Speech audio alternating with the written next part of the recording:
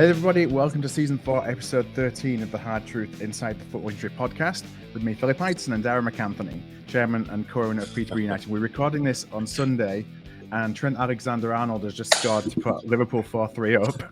So you're somewhat distracted, but we wanted to get this in because we both got some busy weeks coming ahead. Well, you're moving house. I've got a lot going on, and I've got the game on in the background. There's like 4 minutes left, and the way Liverpool have defended today, I tell you, Fulham equalised now. It wouldn't shock me, but I'd be fucking devastated. I mean, 5 minutes ago, I was cursing everything about the mighty Reds. Well, but I looked at the score because I was just telling you beforehand. I just packed away the TVs and everything, so I haven't been able to watch it. So I'm following on scores and fixtures on the BBC website, and like the old days of teletext. Yeah, I remember those days. Crikey, you'd be keep like redoing it, hoping it comes up, you know. But fair play to Fulham. I mean, Liverpool haven't been good today, but Fulham have very good technical team. I'm surprised they've struggled as much this season, but I suppose without Mitrovic is the reason for that. But yeah, Liverpool not on their best. I mean, I was cursing Klopp bringing on Endo, thinking we're 3-2 down and you're bringing on like a number 6 and he scores the equaliser. It's like, is it you need the 3 points with Arsenal winning yesterday? Well, yeah. I mean, I don't think, I said this before, I don't think Liverpool are in a title challenge per se, because I think Man City will win. And I think we're still a couple of players away, but you know, I'm starting to worry about Champions League if we're not beating teams like Fulham and Luton, and you know, that seems to be an Achilles heel. So this will be an important win for the comeback and whatever. And I'll tell you one thing is that the Fulham left back has been superb. I wouldn't mind looking at him because Liverpool do, I think, need a left back. You know, in the next couple of windows, and his pace, the way he's handled Salah today, he's a proper young player, Robinson. So yeah, interesting. So yeah, Fulham are attacking here with 3 minutes to go. So this would be like skid mark City. It'll turn into one of those videos where the supporters watch it and commentate on it while they're watching it. Oh God, I tell you. But anyway, listen, if Liverpool come out of this with a win, but fair play to Fulham, decent. I mean, I think Liverpool have been about lackluster today. You know, my man Darwin's missed too many easy chances. Diaz hasn't been at his best. Just one of them games, but fair play if they scrounge out a win. But anyway, what about your mighty Bradford? Let's start there again. Well, again, you know, good win in midweek. Good thumping. We beat Forest Green in midweek. You know, they say that, well, Forest Green were awful. You know, yeah, but you did text me that and say that they were absolutely awful. Yeah. But you got to beat those teams. I mean, you know, at the end of the time, they're the ones you got to beat. Yeah, those are the banana skins usually for us. We usually turn up to bottom of the table and make them look like Brazil. So you have to put them away. You have to put those teams away. You know, I mean, I remember we were playing. Was it Cheltenham? Hadn't scored since the old King died, and they went down to like 9-10 men or whatever. And you know, we've struggled for ages to break them down. And you're thinking, oh, it's one of them banana skin nights. You know what I mean? But no, good win for you. So you're on a good roll with the new guy. You know, a win's a win, and so I mean, a couple of wins in the bag just, I think, keeps the tennis balls in the pockets for a little bit longer. Keeps everything quieter, doesn't it? I bet you Ryan's had a more peaceful week or so, and I'm sure, like, you know, what are you, a few points off the playoffs? So it's so tight in that league, like anyone can kind of do the business, can't they? Yeah, I mean, it's I'm having a quick look at the tables because, like you, I'm not table watching yet. No. But far too early. Far too early. So yeah, I mean, now it's 5 points off the playoffs. You know, before it was we're going to get relegated to the National League 2 weeks ago. Well, listen, it was a good midweek for you. We had an unbelievable midweek game. Yeah. I was so excited about that game, as mad as the 2-2 game sounds. You know, it was like against Stevenage for anyone who's not a Posh fan. Yeah, I mean, let's. I said this at the time, Stevenage, forget about the name Stevenage, think about the team. I think they conceded 7 all season at home, very good at home. They'd lost one game, you know, 4th in the league, very physical, very experienced. And it was one of them games where we were mugged early on. We basically, I mean, we played unbelievable football. I think we had 600 passes, we had 25 shots. It was just, and Stevenage scored 2 goals from like our mistakes. And they were scrappy goals, and we're 2-0 down. And my missus was in the kitchen. I'm watching, and she was like, "You don't seem to be too upset." I'm like, "No, because I think I wanted to see again the young team. We've come from one behind. We've come from behind before. Are they going to go under at Stevenage? It's the type of game with a young team you'd expect them to go under. Are they going to go under? Or are they going to basically like show us all now this doesn't bother them? Yeah, what they're made of. Yeah, what they're made of. And then I was thinking, is the manager going to go under? Is the manager not go under? Is the manager going to bring Clark Harris on? Are we going to go back to type? Are we going to go target man? Are we going to make changes?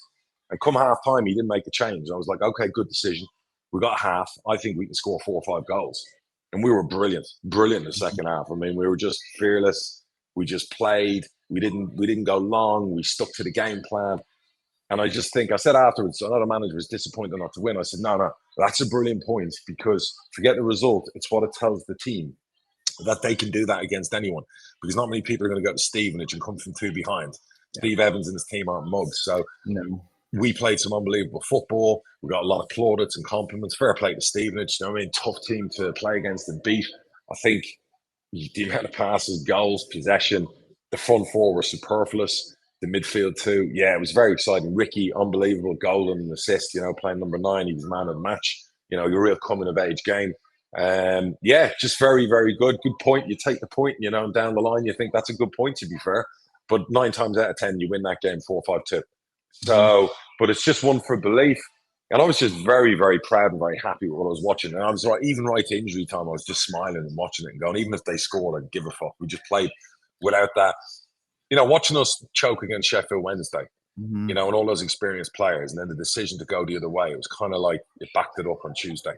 Yeah, it's like no inhibitions from them. If our 11 had played at Sheffield Wednesday away with the counter-attacking pace we have, we'd have gone there and won that second leg. And I'm looking back in time. But anyway, it was great. We were great. And yeah, really enjoyed it. We've talked about Steve Evans a lot on the pod. We've had Steve Evans on the pod. The Mighty Reds have won, by the way. Yeah. I just flick over on my. It was brilliant. Yeah, we have spoken about Steve Evans. Yeah, carry on. How has he done it? You know, how has he turned Stevenage now into, you know, what are currently in the playoffs in League One and tough to beat? So Steve has an identity. He has certain players he wants to get in. He gets criticised for being physical and direct. Fair enough. He won't hide behind that. I don't think that's what Stevenage are all about. I think what he does is, I'm just going to silence the TV. What he does is he signs players with know-how. He signs players that work to the patterns of play him and Rains work on. Players that are physically strong. Players that are physically fit. He turns them into set-piece animals, dangerous. You know, he basically, he makes sure his defenses are strong. So even against the better teams, they hang in there. They'll always score goals. He mix matches the types of players he has. He's obviously not a big proponent of youth, even though he might say he is. But, you know, he has his type. He signs a lot of players. He builds that team spirit. He loves being the underdog. He plays up to that in the press and talking about, you know, us before the game, saying we should be, you know, top 2 favourites and all that and stuff. He's very good with words. And he somehow convinces owners to overspend. Like, I know the wages he took on with, like, the Thompsons he signed off us and you know, obviously our left back from Dan Butler. And it was great. Yeah, it was great to see them do well. And, you know, and Dan's played every game. And, you know, those players were on substantial wages that Stevenage have never paid before. But he's convinced Phil Wallace, you know, he's bought to buy into the dream, and he's done that really. On fair play to Phil, he's backed them. So they're not going to fall away. Like, if people think, because what Steve will do, he will try and force in 5 or 6 signings in January. Because the way he manages, he needs new players every window. Is that because he burns them out, or is that because it's like, if your face doesn't fit, you're straight out? I think it's also the way he manages, because he's hardcore, and I think he needs fresh faces and fresh people and new people listening to that and whatever. And if you get behind it, you've got a chance. Rotherham did it, so you know, kudos. He's manager of the year at the moment in League One. You know, like, listen, you can give us all the plaudits and we play great football and we do this and whatever else, but like, Steve is manager of the year because if you look at the club, if you look at the circumstances, so, you know, and even at his age, I mean, fair play to him and Rains are just like that. You know, you'd call them maybe the odd couple, but they just know what they're doing. They're professional. You know, they're relentless. That's what they are. They're relentless, and their teams end up being relentless. And well, Paul Rayner even more so than Steve, I think, isn't it? Probably, yeah. And it's exhausting on the benches. It's exhausting on the players. But we didn't let any of the smoke get in our eyes on Tuesday night. We just stuck to what we did. And, you know, very happy with that. So good luck to them. And you know, a lot of teams are going to like die by the sword going to Stevenage on Tuesday nights. Trust me. That's going to happen. You get wound up. And when you go 1-0 down, that's shut up shop.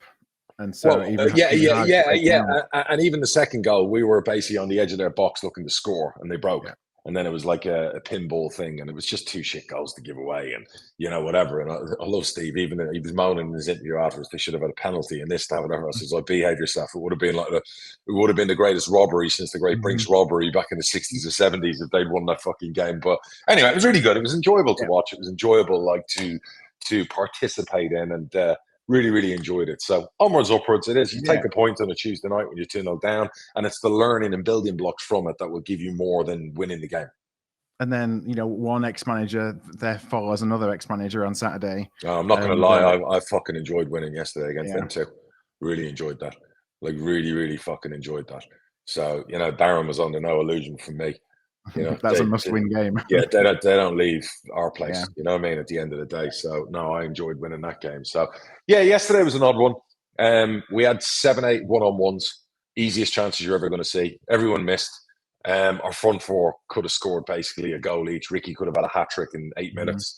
I think we put a lot into Tuesday, and I think we were probably not at our B or A. We were at a C, which is a compliment to the lads because they dug in and won the game. Yes, Doncaster came into it. And Doncaster's best chances came from when we missed. They broke down the other end, and then they had chances. Our goalie was very good. He doesn't get a lot of credit at times, but he kept us, he made saves when he had to. We were sloppy at times. The last 20 minutes more sloppy than anything else. But again, the minute they scored, we basically were 2 yards. And you have to, I said to the manager as well, and people criticising Ricky and other players for missing, sometimes you're going to get an opposing goalkeeper who's man of the match. Yeah. And their goalkeepers made 4 or 5 saves that were absolutely top drawer. Yeah. Top drawer. So yes, we've missed, but their goalies made some very good saves. You have to give credit to their goalie. But even if they'd equalised by some fluke with 9 minutes of injury time, I always felt like we have another gear we could go up. So anyway, we've dismissed them. We move on. Move on to Leeds at home next.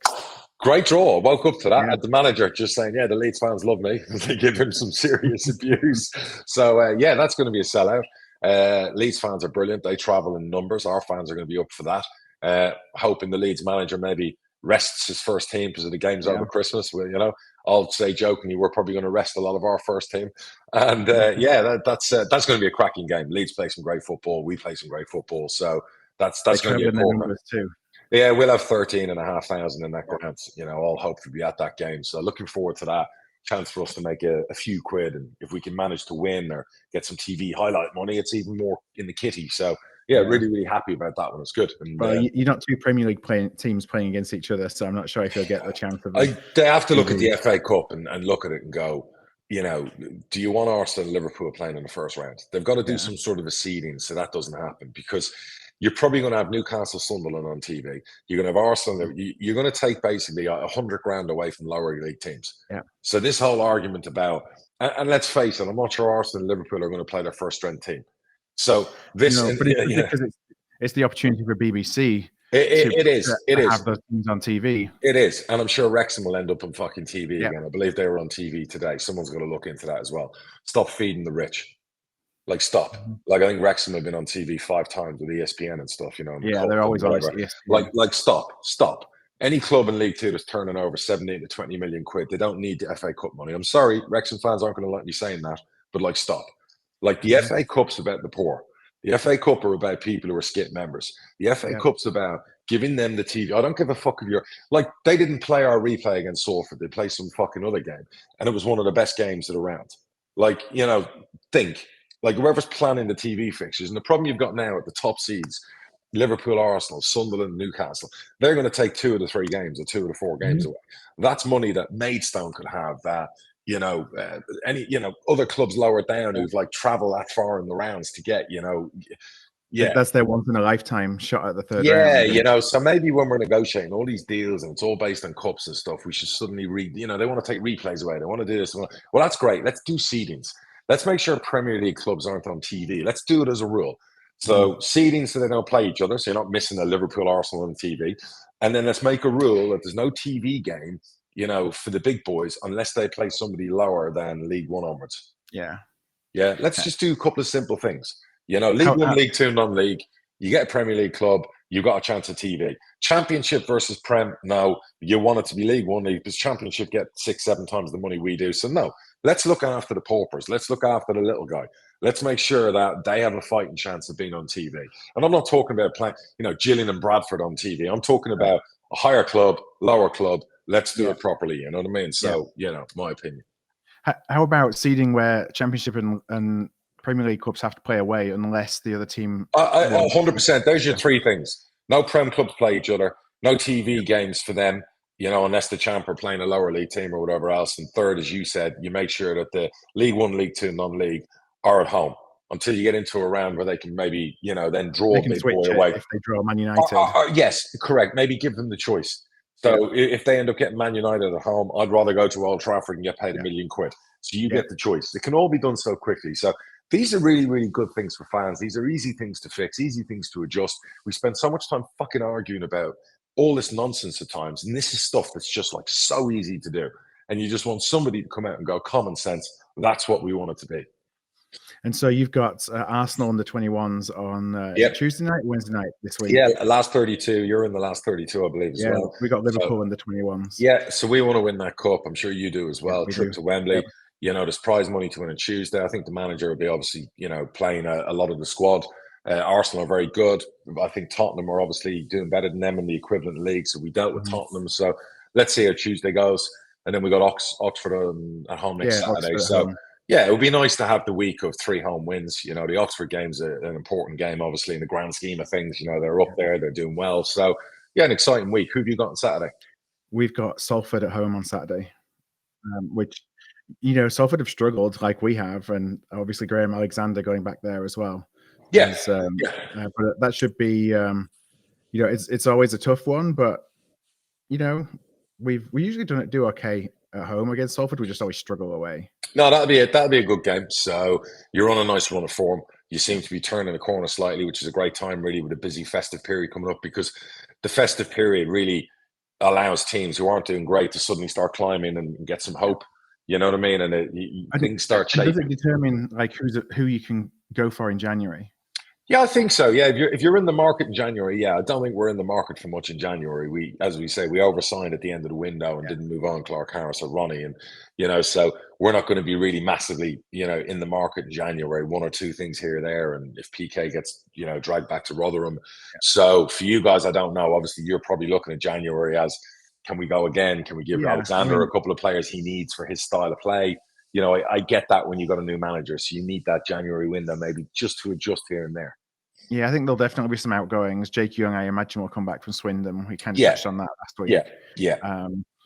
We've got some long-term injuries that are coming back as well. That's almost like new signings. We've got Vidian Oliver, who just hasn't played at all, who's just finally coming back. The Patson lad who was at Harrogate, who did really well the first couple of weeks of the season, has been out since August. Right, coming back. So you need to make some adjustments. So January will come at a good time. We need to get a smaller squad. We've got too many. And I get that. And we feel the same way in the forward areas when Clark Harris gets sold. You know what I mean? We're left with, we'll have 3 number 9s. You know what I mean? 3 vying for that number 9 spot. So the only thing we might do is, if Ronnie goes as expected, we might just sign 1 more in there.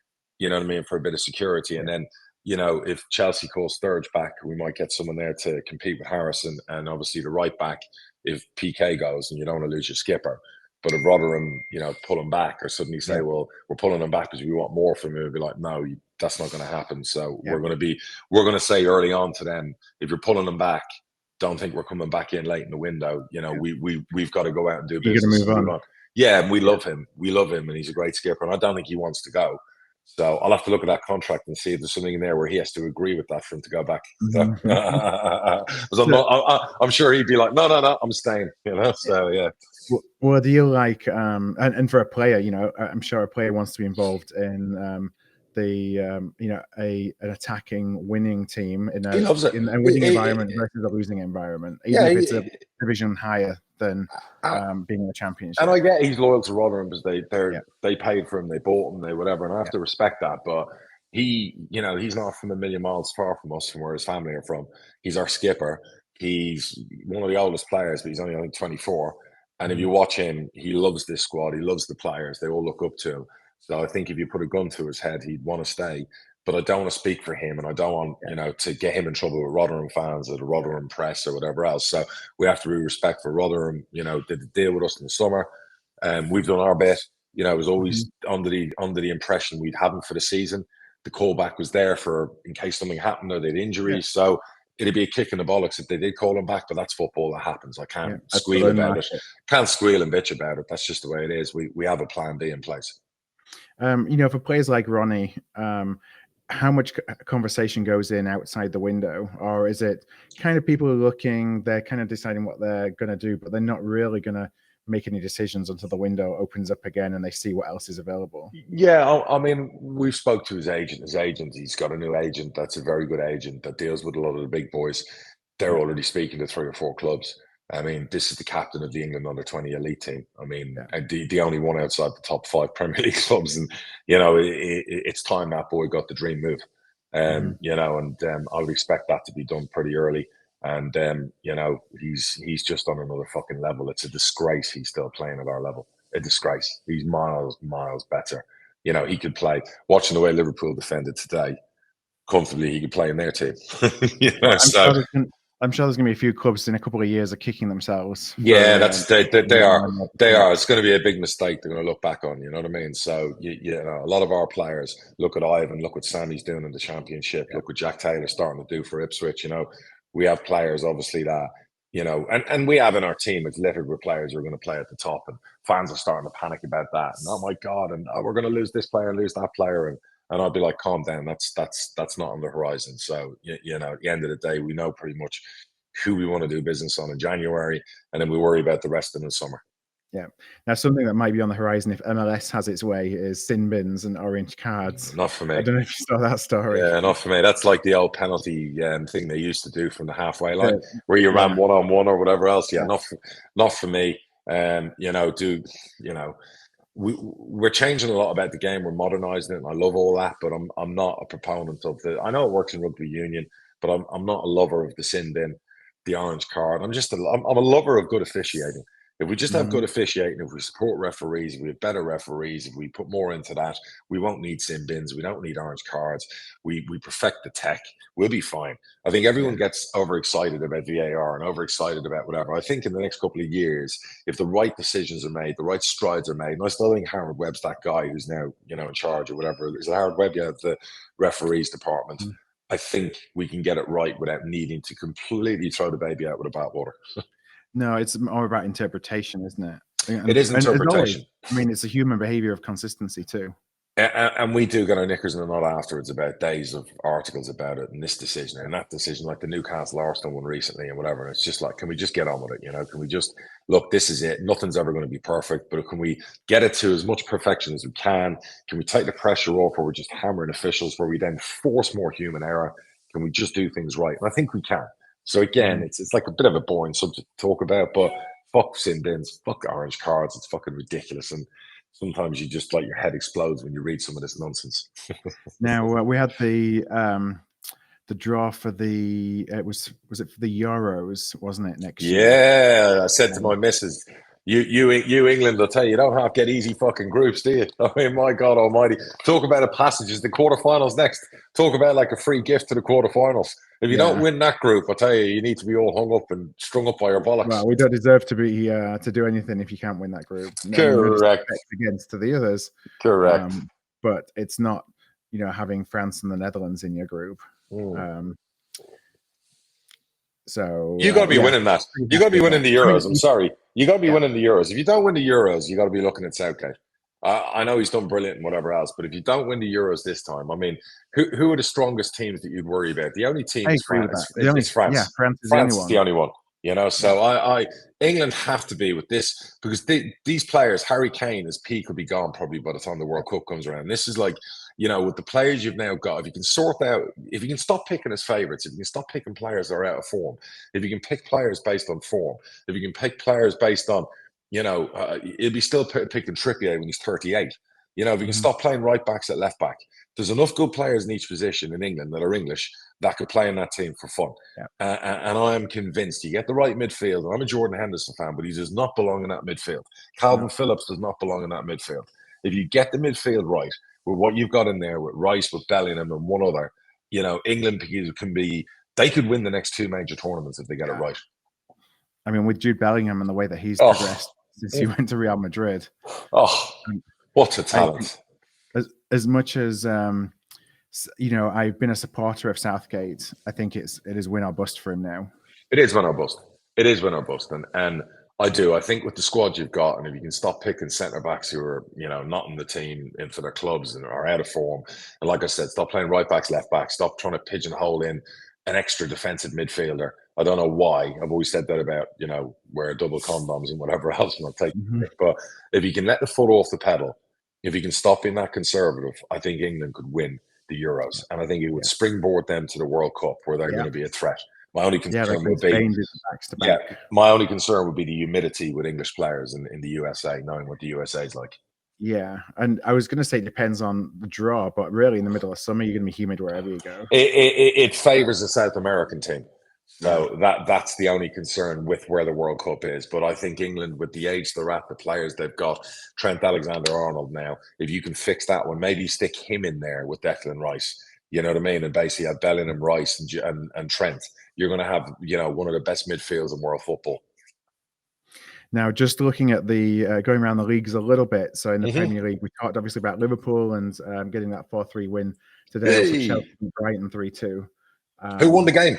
It was 3-2 to Chelsea. Yeah, Chelsea are going to be a bit like that. They're going to be a little bit like hit and miss. I quite like. And they were down to 10 men for the second No. half. They got slaughtered by Newcastle 2 weeks ago. They had a 3-3 with Arsenal. They took Man City, or I can't remember the Arsenal score. They took Man City 4-4. They're going to be a bit rag arse rovers, score goals, let in goals. But Pochettino will get it right. But what you are seeing is you're seeing goals and football. And that's going to please the Chelsea fans. And by the way, Brighton are no mugs. To be scoring 3 goals against Brighton, that's a fucking great result. I think Brighton's been one of the bogey teams for Chelsea over the last couple of years, hasn't it? Correct. They've taken all of Chelsea's money and they've been taking points off them. So that's a hell of a result. I really do think Chelsea are going to have their act together. Like I predicted 2 years ago about Arsenal, I'm putting the prediction in that Chelsea will be a threat over the next 3 to 4 years. And then today we also had Bournemouth and Villa drew 2-2. Ollie Watkins got a last-minute equaliser. What a great result for Bournemouth. I didn't see that. Yeah. They're in form. They're in form. Almost better, if it wasn't for that last-minute equaliser. No, they're in form. Aston Villa are no mugs. They're going to be, Champions League competition. Unai Emery's doing an unbelievable job. Listen, it's exciting, and then you got Tottenham, Man City later on this afternoon. Yeah. So it's that was important for Liverpool today, because the one thing in the back of my mind was top 4.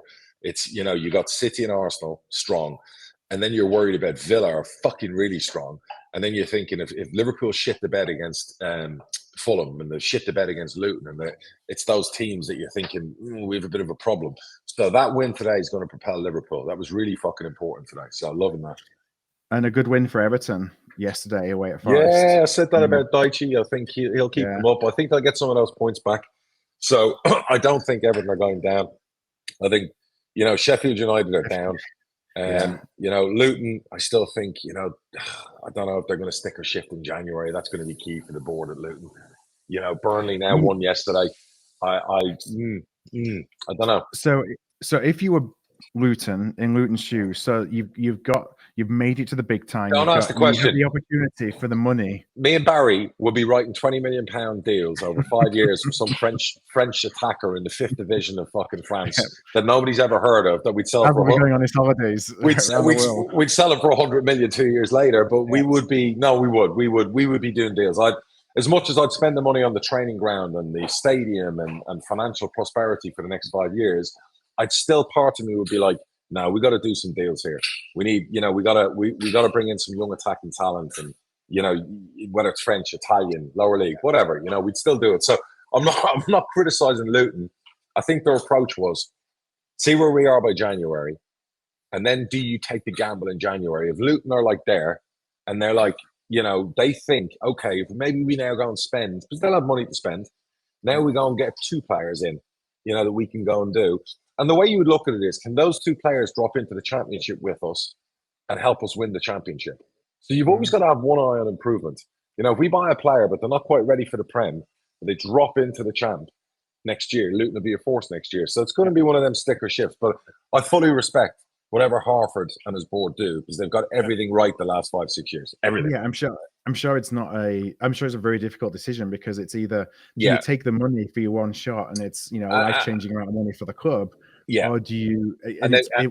it's very easy to piss that money away. And they've got a new stadium to build. So I they do everything right. So who am I or anyone else to question anything Luton do? Because they've got every decision right the last few years. So good luck to them. I don't know what you know me. I'd probably go all in. I'd be like, we're staying in the Premier League. You put it on red. I would. Yeah, that'd be good. Now on Sheffield United, so obviously not looking good. They lost 5-0 yesterday to Burnley. Yeah. From a manager situation, if you already have given up, and the writing is on the wall, and it's like, okay, we're going to take this.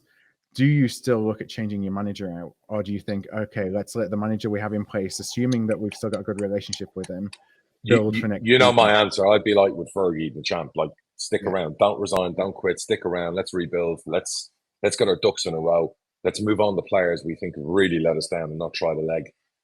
Let's tell those players. Let's tell the fans. Right now, okay, we're in shitville. And, come January, if they're 10 points adrift, you're like, we are planning for the champ, but we're planning to win the championship. Yeah. But the problem is the owner is like, is he selling? Is he not selling? Like, get off the pot. You're like, the uncertainty of, are we still going to be in the situation where a year ago they were close to apparently in big trouble? But I'm not going to always believe what I read about that. Are they going to be in that situation again in the champ next year? So what do they do? So who knows? I was happy for Vincent Kompany winning because I liked him and I know he's got his way of playing. So I kind of hope Burnley do okay. I couldn't call the other two. Sheffield United are down. I can't call the other two spots. And that's good because then it's not obvious. No, it's competitive. You want. It's competitive, and I think that the points decision on Everton needs to be made quickly because you don't want to go into March or April where Everton are in a relegation battle and a team beats them and thinks we're staying in the Premier League, and then suddenly Everton get a reprieve, get their points back, and that team goes fucking down. So the one thing you want to do is make sure that appeal is heard quickly and the decision is made quickly so everyone knows where they are. There was this situation where Juventus, I think, lost 20 points and then got a load of points back, and then suddenly a team who thought they were in the Champions League or Europe were dropped out. So that's not fair. So the speed on that process has to be quick. What else have we got, Philip? So we have in the Championship, just looking down those results. So Sheffield Wednesday getting Sammie Szmodics scored again for Blackburn, but on the receiving end of Sheffield Wednesday finally getting a win. Yeah, that was a bad loss for Blackburn. They play. I watched some of their football. They play like us. They play some unbelievable football. I was surprised they lost at Wednesday, but then again, Wednesday got another new manager. I think they're finding some form down there. A bit like the QPR manager who's come in. Szmodics, amazing. If you won a golden boot, I'm kicking myself. I didn't put a golden boot fucking clause in, where we had money on Ivan Ty. We have a promotion bonus, we have a sell on, but I didn't put a fucking golden boot clause in. You thought that one's not even worth thinking about? Well, I just, at the end of the day, it was like he wanted to go. It was kind of like I was dragging my heels on the deal because I wanted more, but we pushed Blackburn to the limit. On what they could do. You got a good deal for him. We got a great deal. We felt it was a great deal. He felt it was a great deal. He signed a new deal. It's life changer for him and his family. Listen, I'm delighted for Sammie, and hopefully he gets a 12, 14 million quid move and we make another couple of million out of the deal. Happy days for everyone. And the Wayne Rooney effect continues, I think, at Birmingham. Yeah, so I love Tom Brady. At home to Rotherham. Yeah, I love Tom Brady and everything else, but he needs to calm down on social media, the goat, you know what I mean? Because it's like, seriously, you don't know what you're doing there football-wise. And, I get he's trying to bring like a lot of kudos to the club. But that decision now is like, everyone said it. I said it early on. Obviously, I said it in Talk Sport. Yeah. Sick of talking about him. And I felt they made a bad decision and nothing's changed to it'd be interesting if they continue like this till January, that the owners have to write a big check and say we made a mistake or what happens. But yeah, so far Wayne's managerial career isn't exactly on an upward trajectory, is it? No. And so if we go into League One, so Mike Bonner sacked by Cambridge, which I know somebody very well who's a Cambridge fan, and the discussion we were having the other day was around, if you're a club like Cambridge, and no disrespect to Cambridge, but it's like, does ambition, can you be too ambitious? So, and what I mean by that is, you've come into League One, you've kind of consolidated in League One. He's done brilliant. Last year. Yeah, he beat us in the derby. Yeah, he beat us in the derby. They've done brilliant. Obviously, we battered the life out of them the other week. It's kind of like I guess it's as well. How long every season do you go where you're not winning for 10 games and you're not scoring goals, and it's kind of like, but you're maybe going to stay up, and I guess they want a different perspective. Maybe for me, it got stale for him. He was offered, I believe, a championship job 18 months ago, or about 14 months ago. His stock was very high, right? 12 months So ago, let that be a lesson sometimes to a young manager who's done brilliant, whatever else. There's only so far you can go with clubs. Move on, take a deal, get into the next job, and that's where sometimes you have to say to managers who are accused of being disloyal and leaving and going to another job and whatever, it's a short lifespan. I can't criticize any manager like the Oxford manager who goes to Bristol or, whatever else. Like, you can't criticize it, because you know what? You're only 6, 7, 8 shit results away from getting the sack. You're anyway. a mug. Right. Yeah. So in fairness to him, he'll be back in football. I'm sure he'll get another job. He was never my cup of tea with some of the stuff he said about Posh, but I thought he did a great job for Cambridge United. And I think it was the right decision for them. And it was the wrong decision for him as regards to he should have gone a year ago. So, it's probably harder being a local boy as well, being 100%. About, because you kind of feel like you want to take the journey. Yeah, but he's got legendary status. He's got legendary status. He beat the Posh, minor miracle. He kept them up. He got them promoted. They beat Newcastle in the cup. He's got some great headlines, and he never took them out of League One. So he can leave with his head held high. I don't believe they were in the relegation spots when he left. So I think fine. Portsmouth had a good win yesterday. The Cobblers let us down there. It's going to be good. Christmas is really going to start. Xmas January starts settling the men from the boys, the amount of games you've got in quick progression. It's going to be very interesting. There's a lot of teams in form. Blackpool are starting to kick ass. Derby are being very sneaky, winning every time I look. Who else is in there? You've got obviously the top three. Stevenage, Barnsley just under. Yeah. It's going to be interesting. It's going to be fascinating. We're going to play a lot of them at home in the new year. So yeah.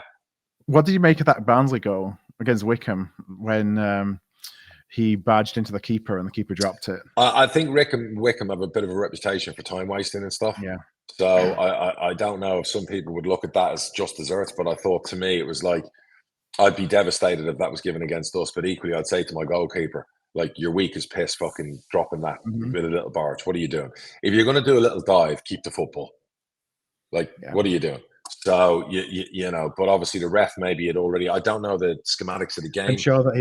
I'm sure he's been wound up already. Yeah, who knows? You probably can't say it, but I will. Darren Drysdale likes to be the center of everyone's attention, so there's probably something that it gave him the opportunity to no comments. To make a point. Right? No comments. So I'm anyway, just happy that he was reffing in League One and not League 2.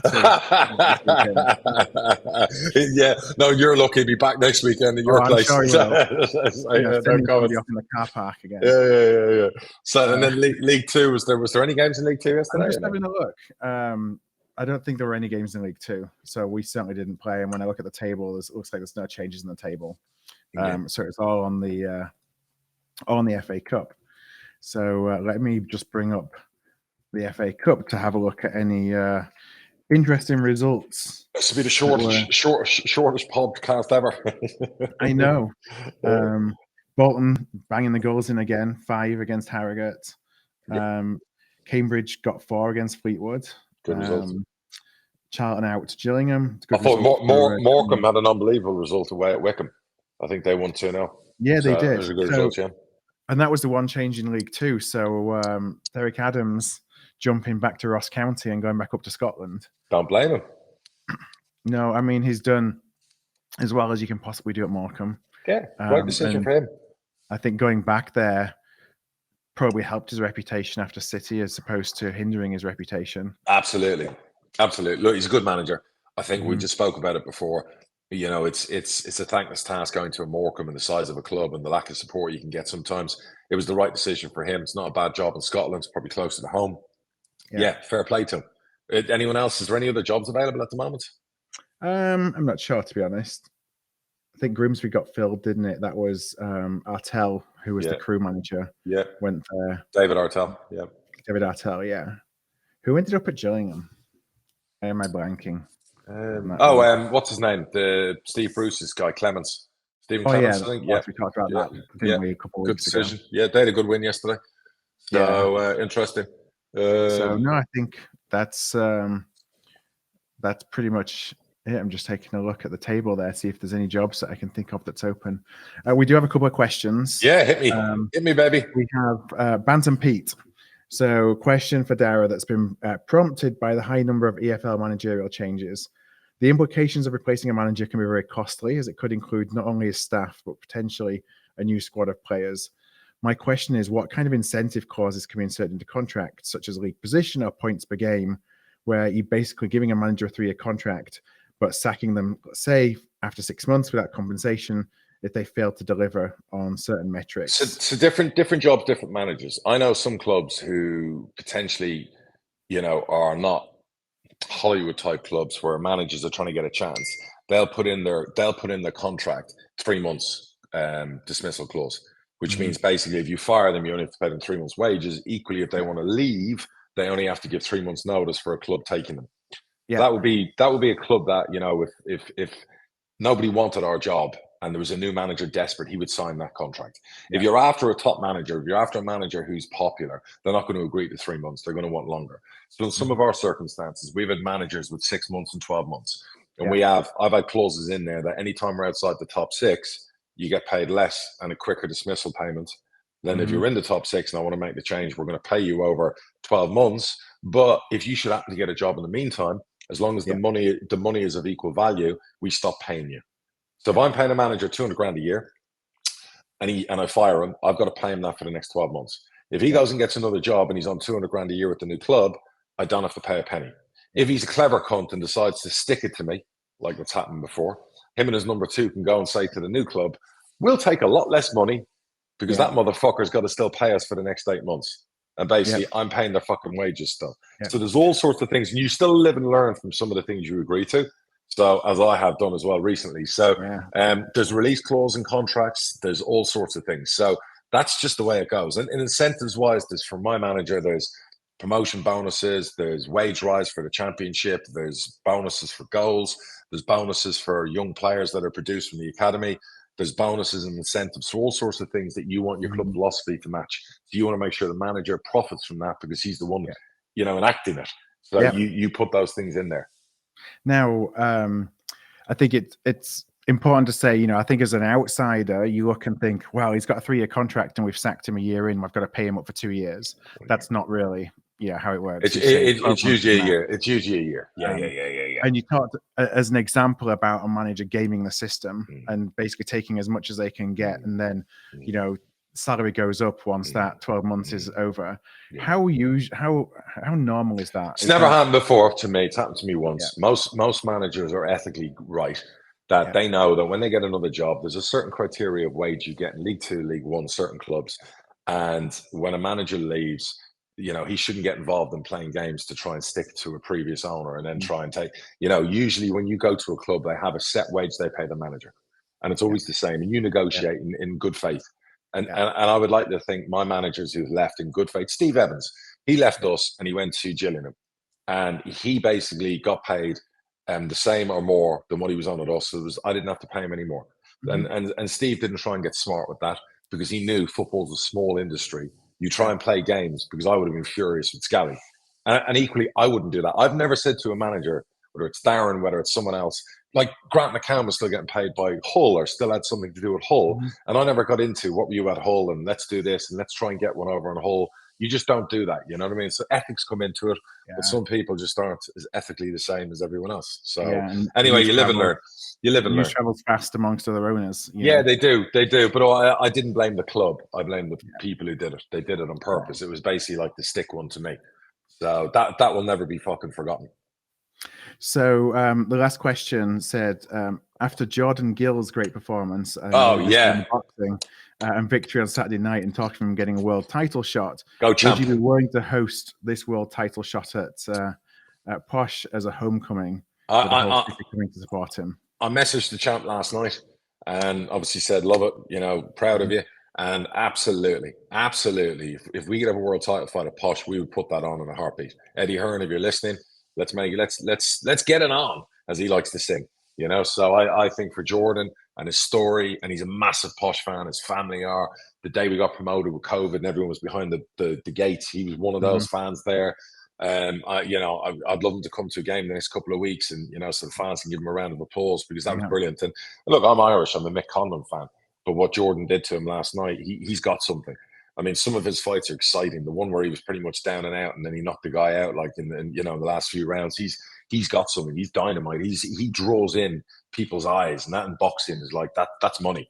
That's show business. So I'd love for him, to earn some serious dough over his next few fights, and I'd love for us to be part of that, earning some dough, having a sellout at our place for a fight. So we would put that on in a heartbeat. Great for the community too. Like everybody wins. Let's bring it. Let's get it on. You know what I mean? So I'm all for that. You know what I mean? So yeah, if we can make Alex, who's massive, our commercial manager, loves sports, UFC, boxing. He'll be all over that. He'll be stalking Eddie Hearn. He'll be stalking Jordan. Jordan knows me one after the leak about the shirts. So we'll be all over that, and we will try and get that on. So God bless him, and love to see that last night. And I thought his speech afterwards is very inspirational about the stuff he's gone through. So yeah, really happy for a local boy.